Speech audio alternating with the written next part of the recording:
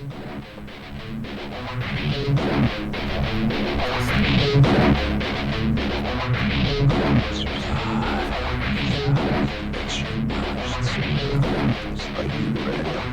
3, 2, 1. Fine, it's not. Hey guys, what's happening? Hey, this is the GD1A Sports Podcast. We decided to jump on here and do a little after Christmas episode. There hasn't been a whole lot going on, but there have been a few games, and we kind of come up with a few things to talk about, mainly our opinions on some things. And yeah, we really enjoy doing this, so we figured why not get on here and do one, even if it's a little shorter, not much to coverage because of lack of games. So yeah, I mean, hope everyone's had a great Christmas. I know my house definitely had a great Christmas. Yeah. So even though the lack of snow, but I was gonna say 0 snow. My kids keep saying, "Oh, I hope it snows. I hope it snows." And it was supposed to snow here, but it didn't. Well, it just rained. It's been really weird. Yeah. But yeah, we're just figured we'd get a episode out there for you guys to listen to. I know a lot of teams are going to be heading down south as far as Taviona going to go down and play Wayne and Bryce Valley, so maybe they'll listen to this on the bus side. I'm not sure, but maybe give them a little something to pass the time. But anyways, thought we would just get an update on this RPI, because we was all informed by many that it updates every day, and so. And might I add that everybody that informed us sounded extremely disappointed that we didn't know that. Yeah, so. but anyways, looking at the RPI here on the boys' end. So after that Pinnacle tournament, some things definitely changed. So number one, they've got the Panguitch Bobcats, number one on the boys. Number two, Wayne.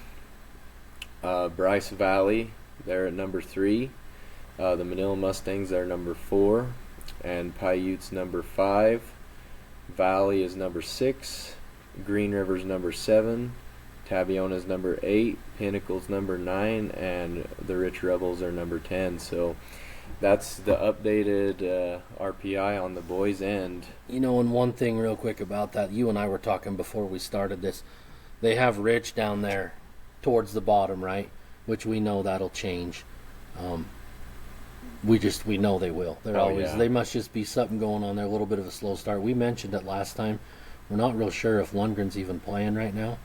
I heard some water cooler talk this morning down at coffee, and there was some people kind of saying that they had heard he had got injured or something, and one of us had heard, you had mentioned you thought you heard maybe a concussion or something. But if he is out, we hope he gets healed up soon, and we want to see him back out on the floor and playing if that is the case. But Rich is one that I expect them, in the next month or so to start climbing up that list. Right.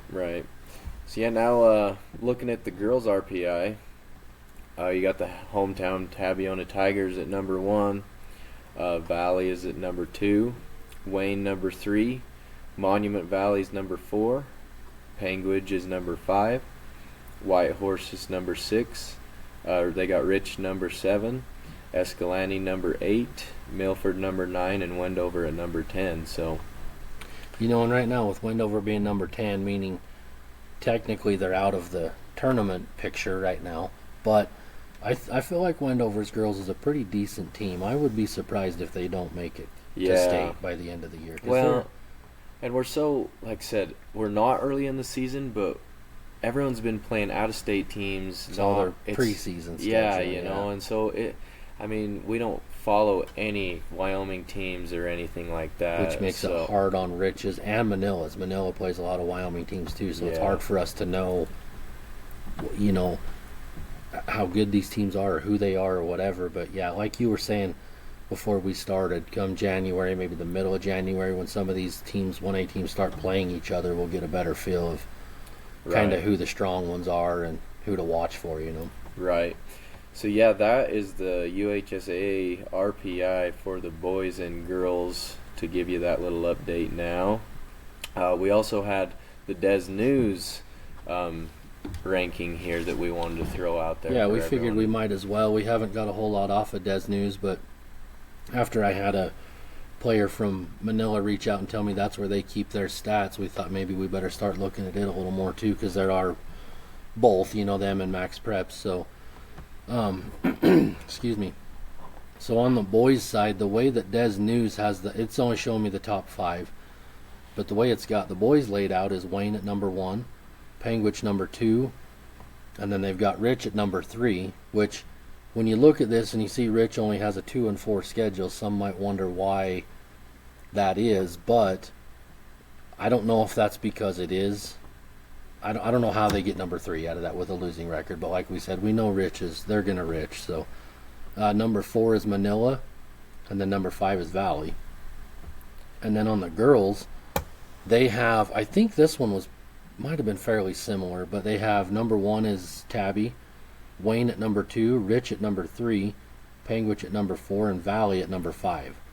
So I think they're pretty close, maybe a different order in spots, a team or two not there on one side, but yeah, we just kind of thought maybe we would share that with you guys too, where Des News is also a place that keeps track of stuff in case some follow that. So right. Well, and after doing this podcast, me and Wacey decided we would kind of put together our own Power 5 to just kind of give our opinions, which our opinions, obviously, there are opinions, don't really matter, but it's just how I kind of feel from the games I've watched, the teams I've been seeing play different teams. So, and this is just something we thought we'd have a little fun with, just kind of do something different. So we're going to start with kind of our own power ranking. We'll start with the boys' side. So, number 1, I've got down, I feel like the Wayne Badgers, in my opinion, got the number 1 spot. The reason being, I mean, they beat Panguitch, they beat Milford, they beat San Juan, and the Peterson kid, he's been playing some really good ball. Mm-hmm. You have Martinez there too. I mean, he's solid player as well. I'm really excited to see our boys go down. Me too. Get to watch that game. The boys and the girls. Yeah. So, in my opinion, my number 1, I'm rolling with the Wayne Badgers on the boys' end. So, what's your number 1? So I put Bryce Valley for the number 1 on the boys. Kind of one of the main reasons is their coach. We've talked about him before. We know how he coaches. I think he's a good coach. 2, I think you wrote all these down. So some of their key wins that they had. They beat Millard, Green River, and Monticello. So which Green River, like we've said in the past, right now I think they've maybe I don't want to say slack, they've fallen a little bit because they are a 5-5. But with us both being able to watch them play, we know what they're capable of. So right. I think that's a pretty good win to be able to beat. And I think it was in Bryce Valley, wasn't it? I think so. If I remember right, I think it was. But yeah, that's just I left them up there at number 1. So my number 2, I put Panguitch. They're at a 7-4 record right now. At the Pinnacle tournament, they beat Tabiona, by 18, which just kind of proved that they are definitely just solid. They ended up playing Green River. Green River gave them a game, though. Mm-hmm. They ended up beating them in overtime. Then, they beat Paiute, that rivalry right there. I feel like when they play again, though, Coach Jessen, he's going to have a game plan, and I feel like that game's definitely going to turn out a lot different. But yeah, for my number 2, I think Panguitch, that Trenton, he's just, like we talked about last week, he's a rebounding machine.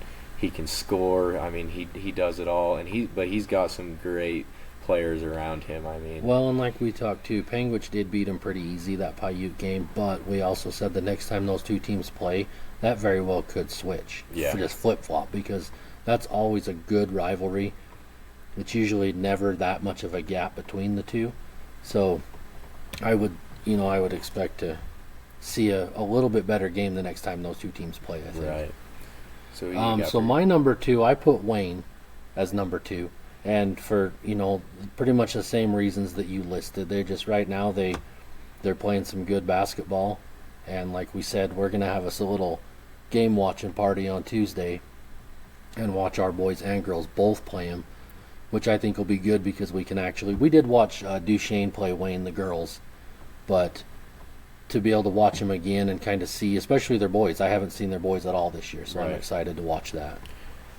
Okay, and then going on my number 3, I got Bryce Valley.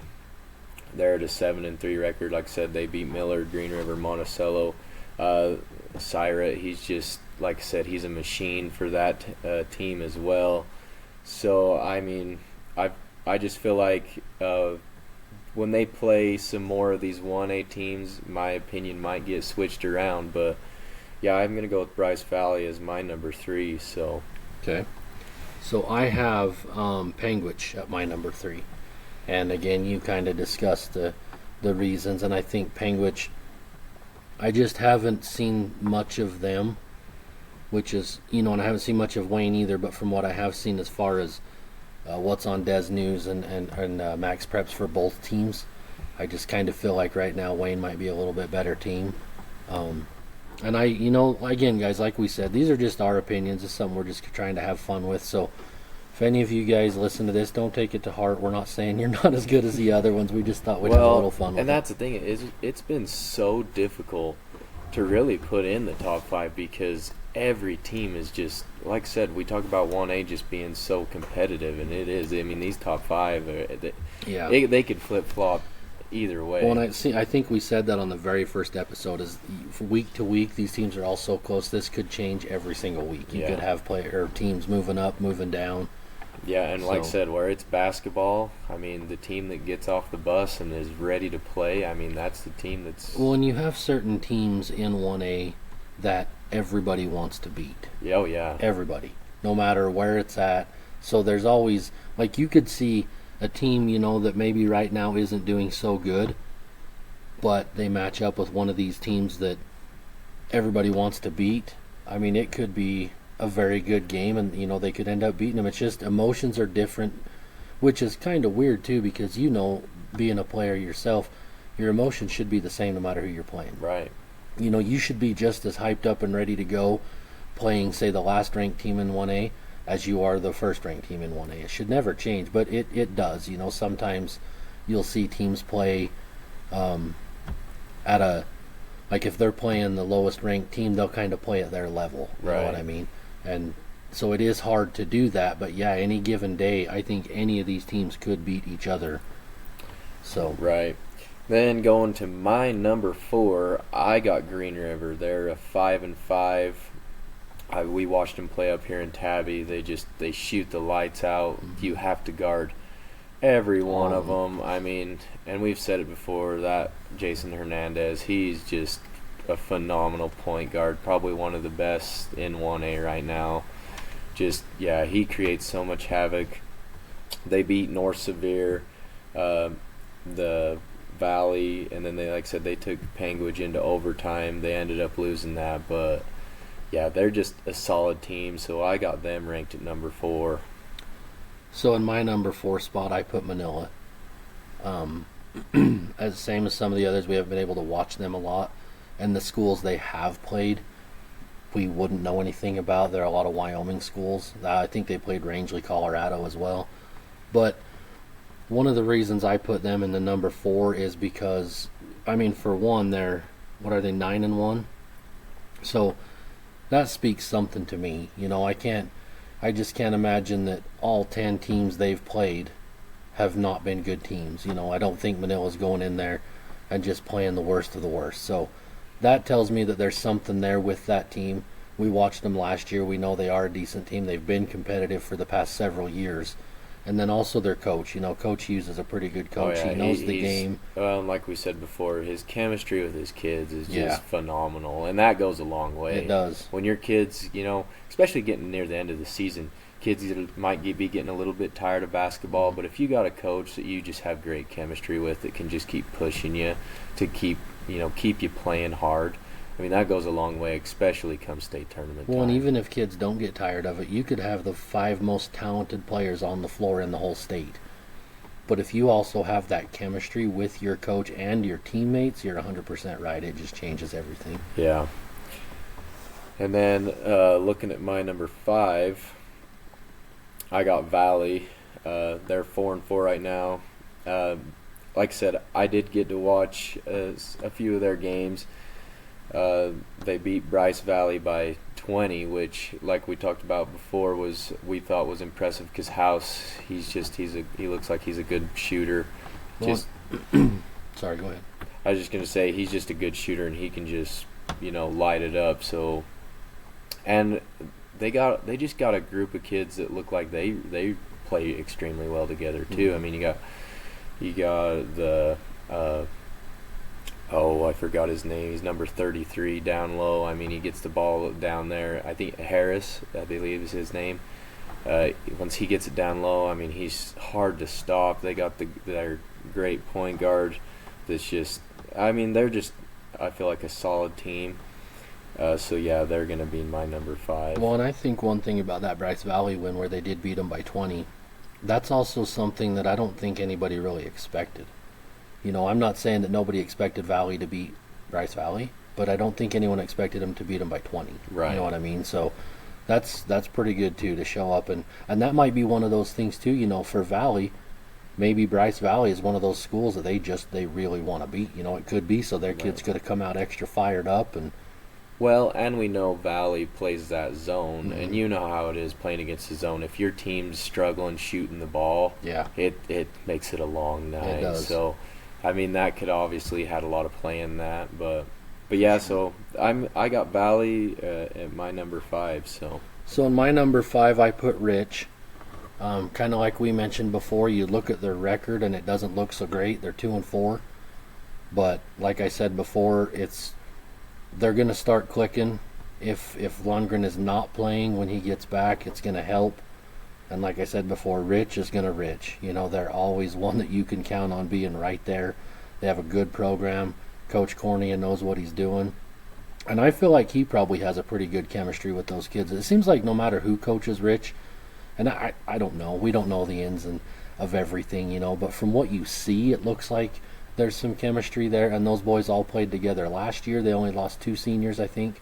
So I put them at number 5 because I feel like here pretty quick. They don't play again until January 2nd, but I think I just can feel that pretty quick they're going to flip the switch and they're going to start playing their normal style of basketball. Right. And again, they've played a lot of out-of-state teams too. So once they start playing these 1A teams, and I just think that maybe that'll change something. Knowing, I'm not saying they're not playing for anything in the preseason, because you are. That's your RPI still goes off of that.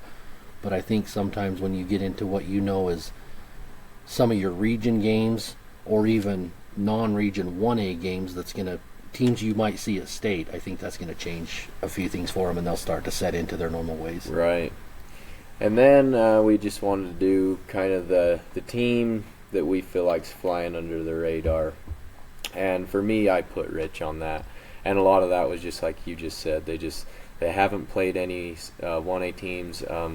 We've caught wind that Lundgren obviously dealing with something. So, but I just feel like when they do come back, and hopefully with this Christmas break he can get better, because trust me, when he's in the game, it's night and day. He's their facilitator. He is. He's just a phenomenal ball player. He's fun to watch too. Oh yeah, he's so fun to watch. So that I got Rich as my flying under the radar team right now. And mine, they haven't really been flying under the radar, but I think they have dropped off just a little bit. I have Green River as my number 6 there, just because I know from what I have watched of them, I kind of know what they're capable of, and so. Maybe they've just had a couple of off. But, the thing about them, we know how well they can shoot. But it's almost like if they do have an off night, that might be when they're in trouble, because the majority of their points, I feel like, comes from 3. Right. So that could be a downfall for them as well, if they have kids that just can't get a shot to fall one night. Yeah.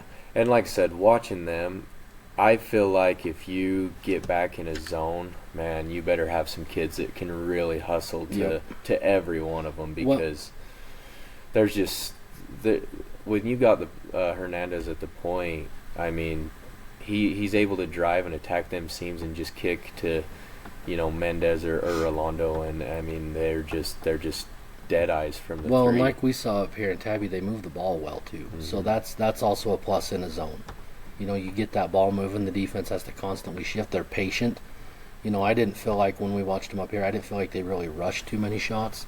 We saw players give up, players that we know can hit the three. We seen them give up a good shot for a better shot from their teammate, so ball movement is key there as well. So, but yeah, I think, like I said, not that they're really flying under the radar. We know who they are, but I just feel like maybe they're in a slump right now. So I think they're still going to be right there in the top 5 or close to it. Right. So anyways, that's kind of our Power 5 and our opinions on the teams that we feel like are flying under the radar. And like I said, our opinions, they can definitely, and like I said, they might change come Tuesday. Because they will. And I feel like there's a lot of games coming up that's definitely going to switch a lot of things around because, now we're going to start turning into the season where regions are going to start playing each other and, it's going to be some good ball. Yeah, we're out January. of that preseason stage now, so things will... And like you said, our opinions will change. The more we see, the more we watch, we get some chances to watch some of these teams. And, I mean, that's why it's an opinion, they're always changing, so... But yeah, I just felt like where I had Wayne number 1 right now, I just want to kind of go through their stats. And these are going off Max Preps. We've kind of learned that Des News, some teams like to go into Des News more than Max Preps. But for Max Preps, leading them, Blake Peterson, he's a senior. They got him at 19.1 points a game. Then right behind him, Hunter Robbins, 16.3. Then you got Tristan Martinez, 10.6. So, I mean, between them 3 right there, they're putting up a lot of points when it comes to the Badgers. So I'm curious to see what Coach Giles kind of puts together come this week to shut them 3 down. So, yeah, looking at their stats, that's their top 3 for scoring. Hunter Robbins on the field goal percentage, he's shooting 53%, so, Does it have his numbers as far as attempts and make? I don't have that. It just has his percentage here at 53. And I always get curious about that because sometimes kids have a really high percentage, but they're only shooting the ball a couple times a game, so I was just kind of curious. The only reason he's just their second leading scorer. So he's taking quite a few shots so, then. I mean, he's averaging 16.3 points a game right now, shooting 53%. So, and then Martinez, he's shooting 45%, and then Peterson's shooting 43%. So that's why I said the Badgers got that little trio right there. That, I mean, you can't fall asleep. Yeah. So, you gotta stay. Do you with have assists there? I'm curious if any of those guys are leading in assists. Yeah, so Peterson, he's Okay. averaging 5 assists a game right here, and then Martinez is right behind him with 2.3 assists, and then Peyton Jackson, he's only a sophomore, averaging 2.1 assists. So they got a few kids that'll share the ball, and it sounds like they're pretty good at finding the open guy. And that's what I say. And then you look at the rebounds per game. Tristan Martinez, like we said last week, averaging 10.6 rebounds, so he's averaging a double-double. Hunter Robbins, 9.4 rebounds, and Peterson, 5.2. So that's what I said.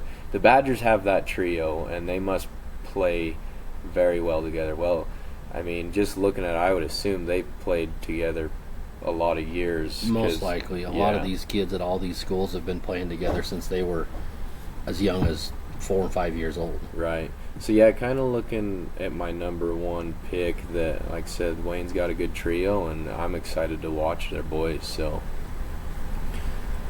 who did you have for your number 1 again? On the boys? Yeah. For my number 1? Yeah. I had Bryce Valley. Bryce Valley. I was going to look at their stats, too, just to kind of... And we know Syrat, he's just, like I said, he's a machine for the Mustangs from what it looks like. He's averaging 16 a game. Then you got Rustin Shinoth. He's averaging 11.9 points a game. And you got Perez. He's averaging 9.3 points a game. On the percentage, Moreno, he's a senior. He's averaging 71% from the field goal, but I'm not sure how many shots you like you was saying. Then Lopez, he's field goal percentages at 52, and Perez is at 46. On their rebounds per game, Lopez, he's averaging pretty much 9 rebounds a game. Syra, he's at 5 rebounds a game. Moreno's at 4.7 rebounds a game. Then on the assist end, Syra, he's 2.8 assists a game. Perez is 2.6 assists. So, and then Roberts 2.2. Yeah. So I mean, you look at Syra, he's kind of the same way. He's in every category for the Mustangs. So when I look at this, the field goal percentage, you had Moreno and Lopez, and then when you drop down to the rebounds per game, Lopez is 8.9 and he's 71%. So that's making me think, and I could be wrong here, but just looking at these stats, it's making me think that he's getting some of those offensive stickbacks. You know, at 8.9 rebounds a game, 71%, I'm assuming that's a lot of rebound layups. Oh yeah, I'm sure, because and the same with Moreno, because Moreno's on there. Or no, sorry, that's what I was just talking about. What was the other one? Yeah, Moreno's the 71%, and then Lopez at 52%, and he's their leading rebounder. So yeah, him and Lopez and Moreno, like I said, just looking at this, that's telling me that they're probably getting some offensive stickbacks, which is helping their percentage. Right. So anyway, yeah, that kind of covers the stats for the top on the boys' end. Now we're going to go into the power rankings of the girls, of, our opinions here. So, real quick, before we switch to the girls, because we haven't been able to cover Manila's stats because we just found out that they record their stats to Des News. Oh, okay. So I want to, gosh dang it, I'm in the wrong folder here. I want to just kind of go over theirs a little bit. I can't remember. I think it's Kel Chowning. He must listen because he commented on the podcast, and he's the one that let me know that they put it onto Des News. So thank you, Kel, for letting us know that. And here real quick, I'll just read some of these off so everybody kind of has an idea of where their players are standing. So right now it shows their leading scorer is Kel Chowning at 17 points a game, and he's averaging 4.7 rebounds a game, also 3.3 assists a game. So pretty good all-around play from him so far into the season. Their second leading scorer, I don't know the first name, it's T. Goodman.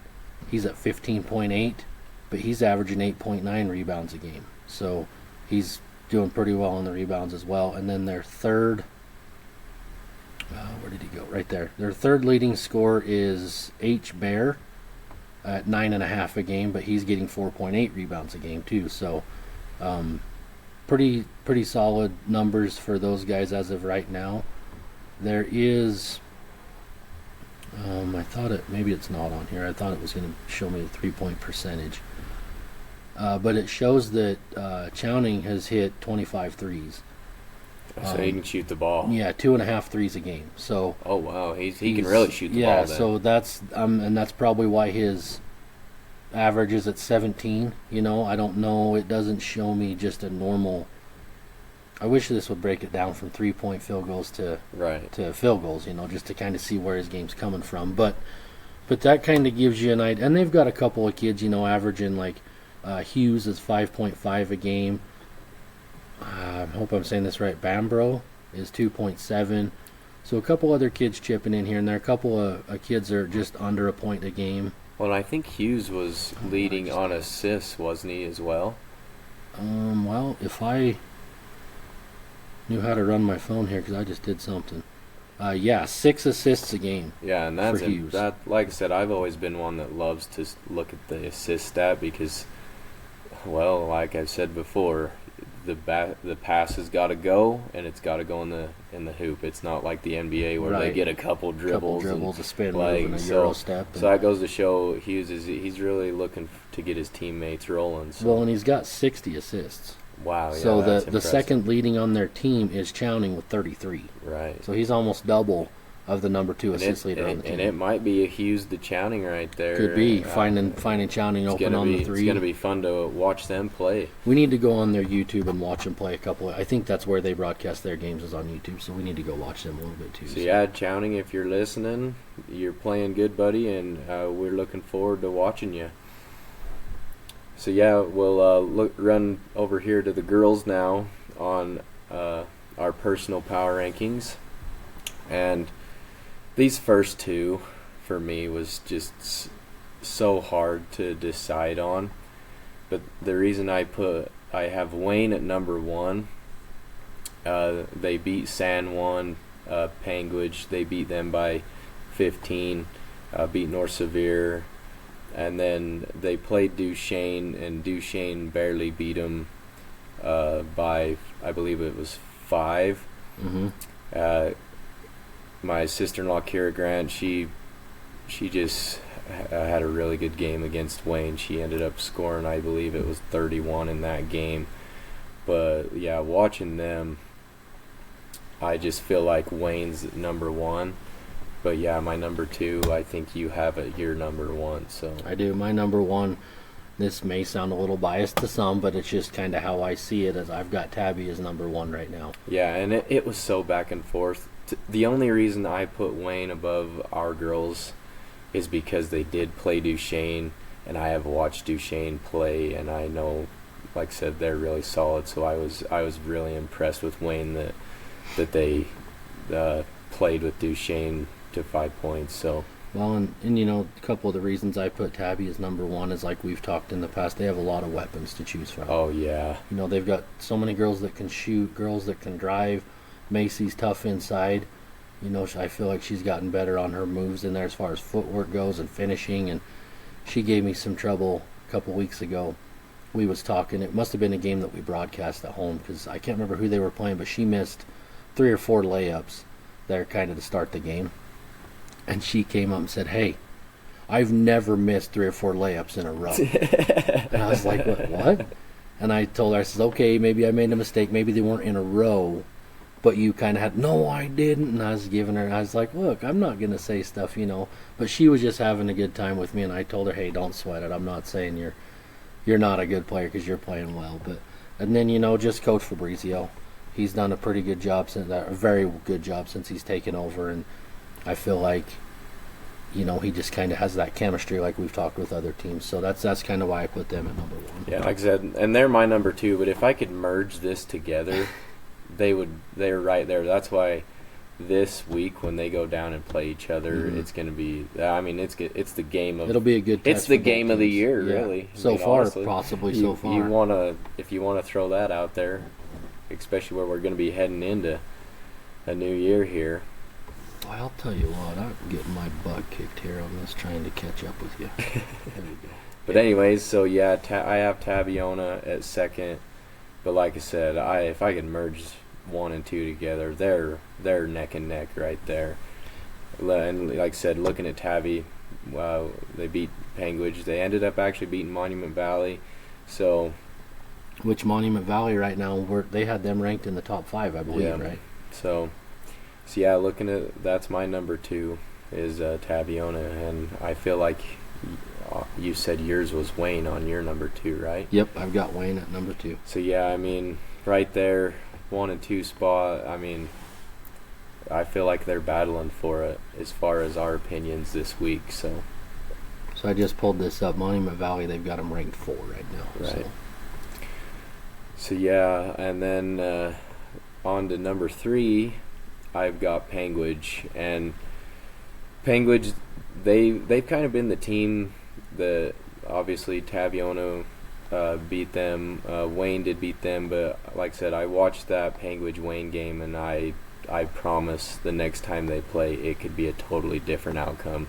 I don't know that Wayne will probably end up beating them by 14 again. Is that the one? Did I watch that with you, or did you watch that by yourself? I watched that one by myself. It was a game the first half was a little sloppy, but we watched Panguage play our girls together. Yeah. That's what, because I was going to say they've got that other girl that is it Owens, yeah. And I think a lot of it kind of depends on her too. If she's on, then I think Panguage is going to play extremely well. But that's, if Owen shoots the ball like she's capable of, Panguage is, well, like I said, it takes so much pressure off of the other girls. Mm-hmm. So yeah, I mean, well, Tate Miller, for instance, I mean, she's kind of the machine of the Bobcats end, but if Owens can take that pressure off her, I'm sure she plays so yeah, much it lets better. her breathe a little bit and kind of maybe not be so hyped up and just kind of settle down into her game. But then that's the thing. Penguin's got so many other threats too. I mean, we maybe haven't mentioned them as much, but even like the Hatch girl, she's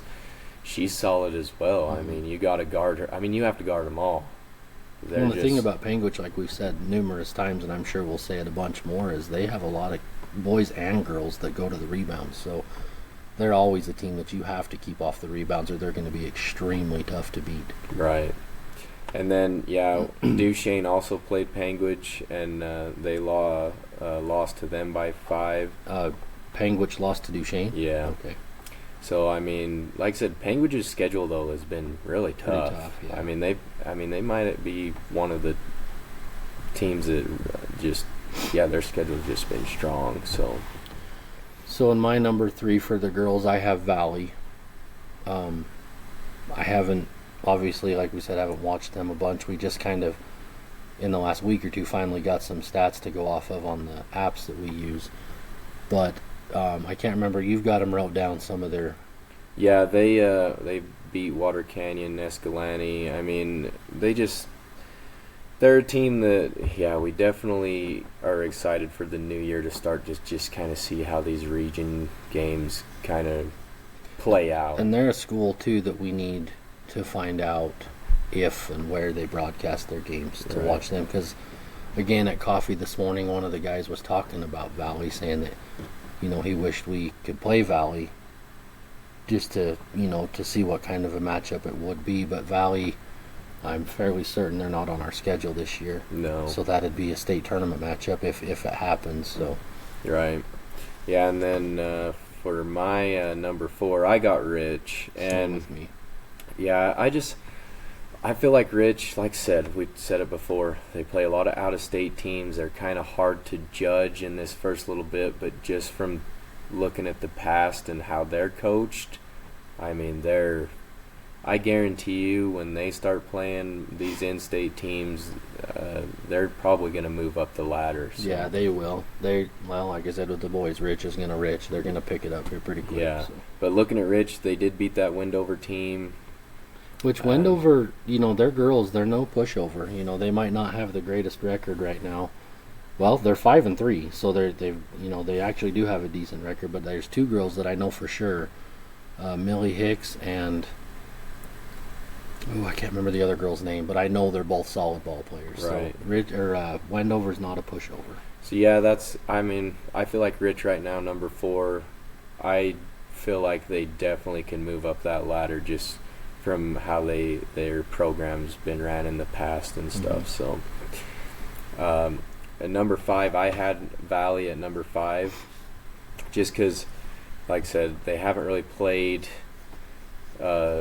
more of a stronger suit 1A team that we've kind of been studying a little more, so I put them in the 5 spot. But yeah, they are 5-1, so I must say something. So. See, and I've got for my number 5, I've got Penguich, that's where they're ranked right now is number 5. I felt like, they played our girls, which is right now ranked number 1, and it's not like our girls handled them. What did we say, 4? They ended up beating them by. I think so. But that could change. I could move them up within a week or two, seeing a little bit more of what they do. But that's who I put as my number 5 right now. Right. And then our flying under the radar team, I got here Monument Valley. That's who I put as well. They look like they're playing pretty decent. They played our girls, Tabiona. They ended up losing to them by 13. But I feel like they're a team that can get hot, and you just can't. Well, they've got a girl right now who we have talked about I think it was when we did our top 10 last week. Dakota, I think it's Cly. She's averaging 18.6 a game. Yeah, she just. So, and she's their point guard, I think. I could be wrong on that now that I said that, but I thought she was. Anyway, she's a senior, so maybe kind of the team leader. Free throws per game. I think is that free throws? That's not on any of the other ones. That's got to be.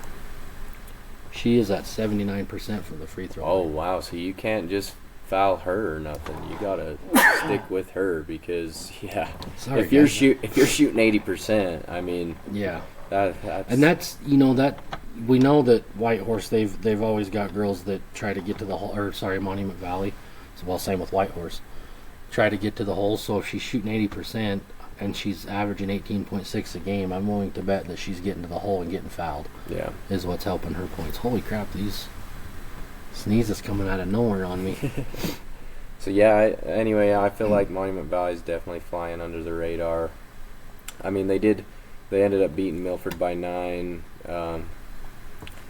But like I said, we just need to see these teams play more than just the preseason stuff. Like And that's we the thing already with said. Monument Valley too. A lot of their games have been New Mexico, Colorado, all these out Arizona, that we have no idea about any of them. So yeah, Right. it's kind of hard on some of those. But So anyway, yeah, that's our top 5 and our flying under the radar opinions. So I guess take that how you want as you're listening to this. But that's the thing. take it how you want, but don't take it to heart. Yeah, because that's the thing. In the next month, this whole list could get changed. Well, I'll just so. say this: for any of you that are listening that play for any of these teams, give us a reason to change our opinion. Yeah, Show us what you can do, and maybe, who knows? Maybe you guys will be our top spot next time we do this. So it's all up to you guys here. We're just going off of what we see. yeah, and so I just wanted to do the stats for our top number ones, which is Wayne and Taviona, which, like I said, they play. Which one of you got pulled up? I got Wayne pulled up. Okay, I'll pull ours up real quick. They're going to play this week, so we're going to definitely get us some popcorn, watch that game, because it's Yes, going to be sir. a good one. Both of them, boys and girls. Yeah. For points per game, AJ Van Dyke, like we've said in the past, she is She's just a ball solid. player. I mean, she does it all. And when we watched them play Duchesne, yeah, she was driving, she was shooting, she was kind of all over. So Yeah, she's averaging 18 points a game right now, which to hold 18 points is in a girls team, and like I said, we know they've been playing some pretty tough teams, yeah. so she's definitely the real deal when it comes to girls basketball. Behind her, Lily Morrill, she averages 10.6 points a game. And then number 3, Bree Torgerson, 7.8 points a game. And so, yeah, I mean, the Badgers, they're solid when it comes to putting points on the board. And then their field goal percentage, Torgerson's shooting 72% from the field goal. So, and then Morrill, she's 57%. Van Dyke shooting 48%. So as Van Dyke leading 18 points a game, plus she's shooting that high of a field goal percentage, that's pretty good. Yeah, and like I said, all the attention is on her, on every coach's game plan. I'm sure even Coach Fabrizio's game plan is to try and shut her down. Oh, it has to be. Yeah. Make the other girls step up and beat you. Yeah, and then rebounds per game, Van Dyke, 6.9 rebounds a game, pretty much 7. Bree Torgerson behind her at 5.1. Number 3, Maddie Jacobson with 3 rebounds. And then you go to the assists, Lily Morrill 2.4, Timber Wood at 2, and Van Dyke's at 1.5. So, and that looking at that Timber Wood, when I did watch them play Panguage, I thought she's definitely a hustler. Like, she's gonna defend well, and she's just not going to lay down, and she's definitely just pushes herself and tries to be kind of the hustler of that team too. So yeah, and she's obviously she's leading with steals per game at 3.8, so that kind of shows you right there, just from watching her, that she is definitely the hustler. So. Well, it's funny, some of those stats that you just read for Wayne as far as the percentage, and not so much the points, but some of these are right on point with some of the Tigers players Oh, really? too. So it's kind of cool that they're a 1 and 2 and their stats are similar. So is that all you had for Wayne? Yep. Okay, so on the Tabby side, right now leading in scoring is Macy Hagman at 10.5, Joy Gines at 10, and Talia Allred at 9.5. Wacey is also shooting 72% from the field. Talia is shooting 65% from the field, and number 3 in field goal percentage is Elizabeth Giles at 58. Rebounds is Joy Giles, 4.3 a game. KP, Cadence Pippi, some people don't know who KP is, 4 rebounds a game, and then Macy Hagman at 3.3. Joy's leading the team in assists at 2.3. KP is tied with her, so I guess technically they're both leading the team. And then I thought this was pretty cool too. Stills a game is Chloe Pippi, and she's only a sophomore. But she's one of those ones like you were talking about with Wayne. Chloe she hustles a lot. I notice I watch her all the time. She loves to play the passing lane. So at 3.3 stills a game, I thought that was pretty cool. And Elizabeth Giles is 2.5 assists a game right behind her. So, but I kept scrolling here just out of curiosity. The free throws, Joy's shooting 80% from the free throw line. It doesn't give me her attempts, so I don't really know, but I know she shot a fair amount. Right.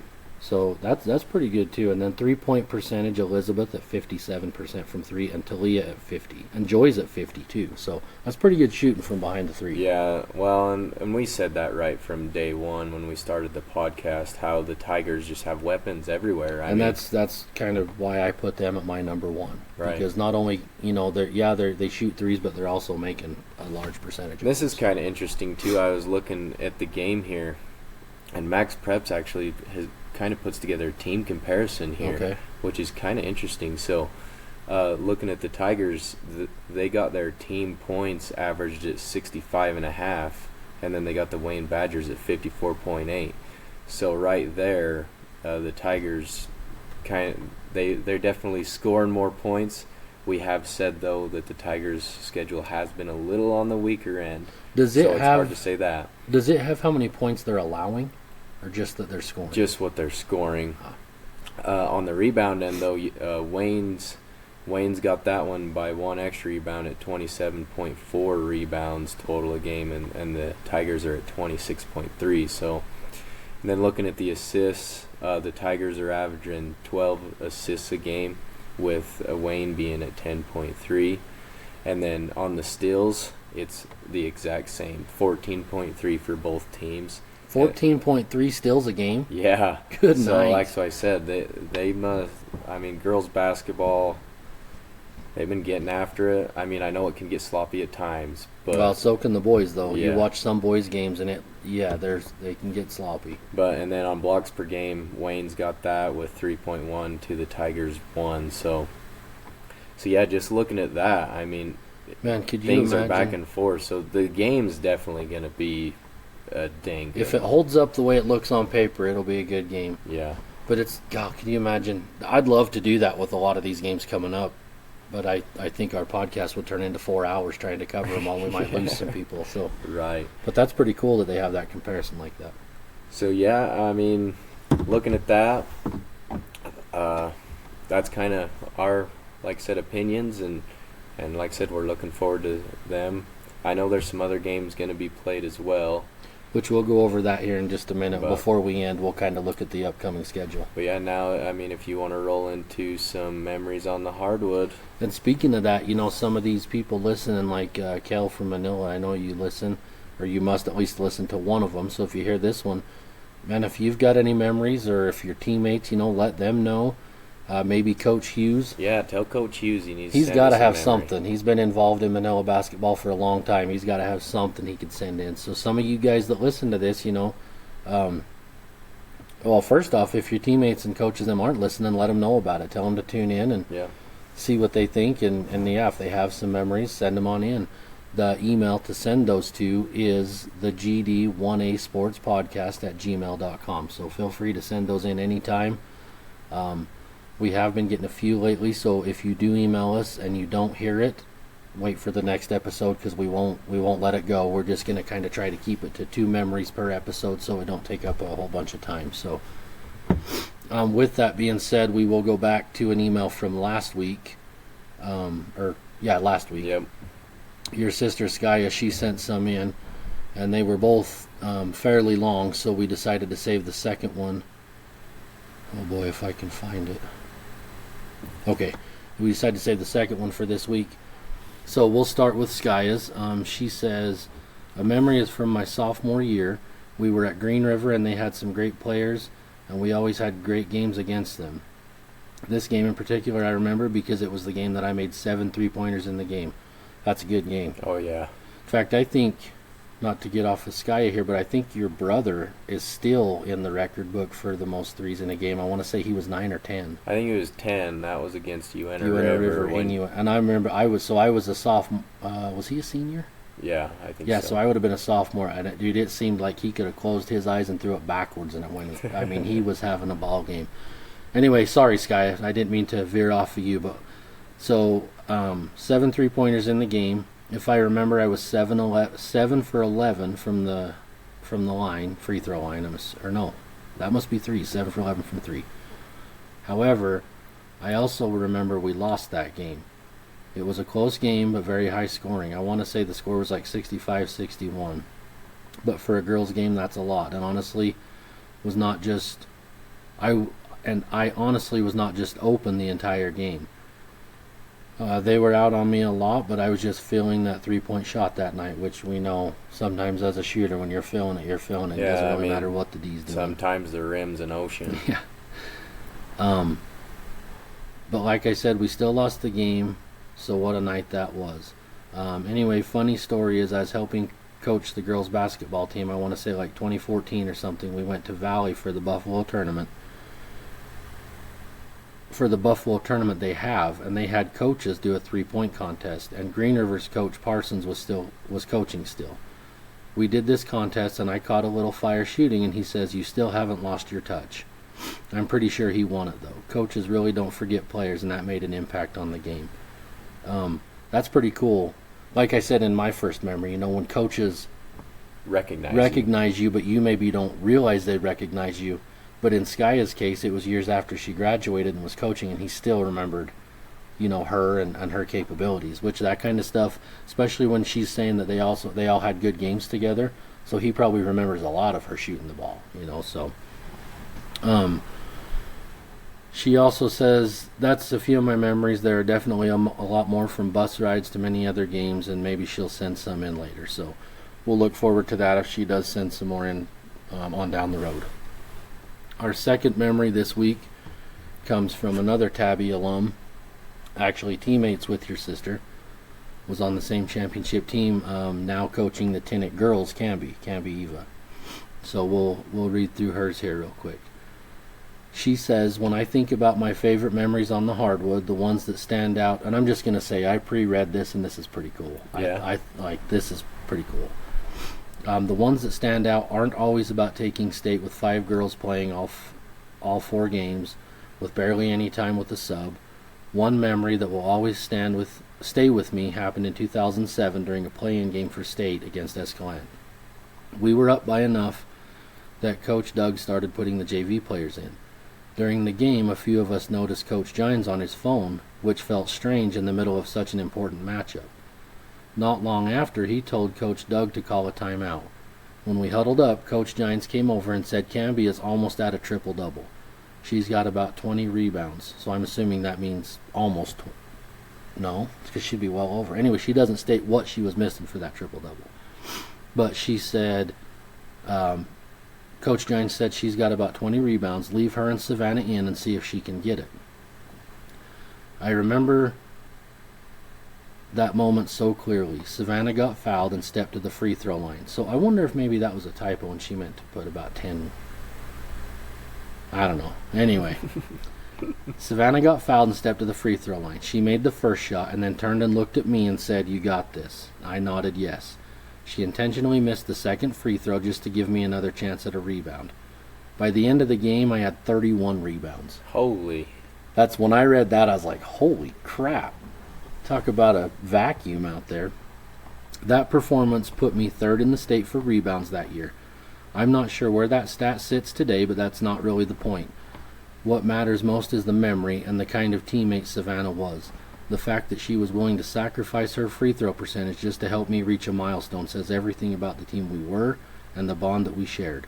That moment will always be a core memory for me. So yeah, that's pretty cool for your teammate to know that and to be willing to miss a free throw to try to help you get another rebound.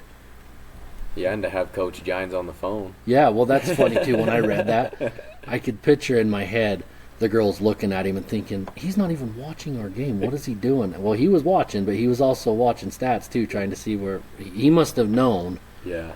And thought, I better check on this and see how close she is. But anyway, that's our memories for this week. Like I said, guys, if you have some, send them in. If we don't get any, then you and I will come up with a couple more for next week. Yeah, but I love hearing everyone else's. I do too. Please, just send us some in, guys. Do not be scared. Yeah. So. And we're going to, we talked about this before we started, we're going to make some social media pages. Instagram for sure. You had mentioned maybe TikTok. I don't open TikTok, so that'll be all you on that one. Well, all these young kids have been like, hey, I don't think they want to listen to the whole podcast because they're, young teenagers, but they want to hear, some clips and things on TikTok. So I said, well, I'll maybe think about it. Well, hey, if that's the case, and if we give you some TikTok clips, you better be tuning into the whole show. Yeah, right. We got to meet in the middle here, so we'll give you some clips. You tune in and listen to the show. But no, we'll start working on putting those together. I would imagine we can have them by next week. So when we do, we'll let you guys know what they are and where you can follow us at. So with that, we can real quick before we finish go to the upcoming schedule. Yep, look at the schedule. Like I said, we're rolling into the new year, so I think there's quite a few games going to be played because I know everyone's kind of on moratorium right now. So yeah, I think it must end Sunday. Probably. For them to be able to go play Monday. Why? Yeah, we know that obviously Tabiona is going down to play Wayne and Bryce Valley, boys and girls. I might be able to figure this out here. I don't understand where it's got me. It threw you around a little bit. Well, it's all of a sudden took me back to all of the schools. Oh, right here, maybe. Like I said before, it's a good thing we're not professionals. Well, and like I said, we ain't editing this, so if you're still listening, thanks for listening. We sure appreciate it if you're still tuned in. Yeah, we have so many things on our phones going back and forth, trying to keep up with all the information that we try to dig with. So. Okay, so this will be the girls. So on Monday, of course it doesn't have I might have to stretch this out. Whoops, don't do that. There we go. Okay, so on Monday, Wendover will play Panguitch. And I'm going to assume that's in Panguitch because I know Tabby is at Bryce Valley and the way they've got it listed here. So Wendover, Panguitch, Tabby and Bryce Valley on Monday. And then on Tuesday, Tabby will go to Wayne. Wendover, yeah, it's going to be because their next game is Milford, so they'll be at Milford. And then Gunnison Valley will play Panguitch. Wednesday, Panguitch will play Manti. And then nothing on Thursday as far as the girls go, so Friday, January 2nd, will be Green River and Paiute, Farson, Eden, and Rich, Wayne and Altamont, Milford and Bryce Valley. And should we do Saturday too? So Saturday, January 3rd, will be Big Piney and Rich, Wendover and Green River. Oh boy, there's a lot. Bryce Valley and Manila, Altamont, San Juan, St. Joe and Tinnick, Wayne and Green River, Rich and Cokeville, Parowan and Paiute. So that's your girls' schedule. Yep. Now let me... Rolling into the new year. Oh boy. Touch screen, if you bump one little spot you don't want to. Right. And then every time it makes me reset. It wants to start me in Colorado every single time.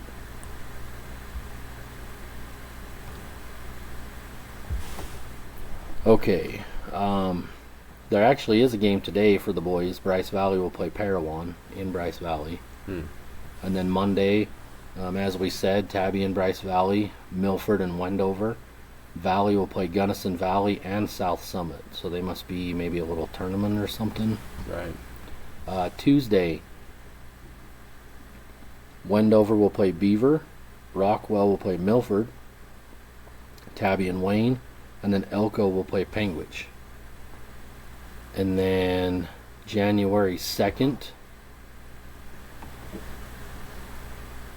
Farson Eden will play Rich, Valley and El Capitan, Green River and Paiute, Altamont and Duchesne. I've heard rumor that Altamont is playing okay basketball this year, so Yeah, we haven't really covered Altamont a whole lot. there's really not much to cover as far as what I can find, so I'll have to look again and see what's on there. I know they have that one sophomore who seems like he's a pretty good shooter. I think his last name is too, if we're thinking of the same.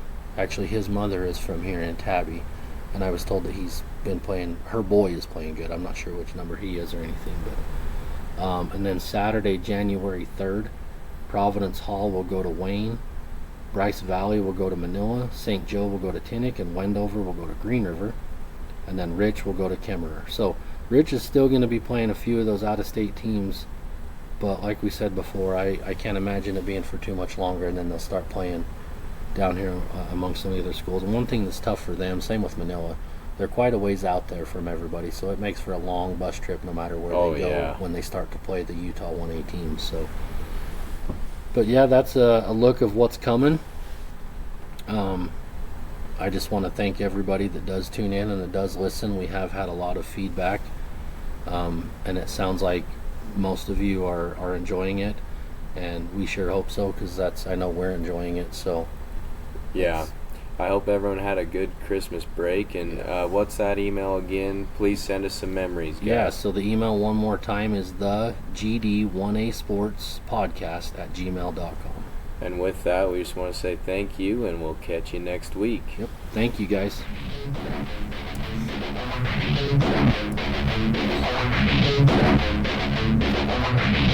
It's your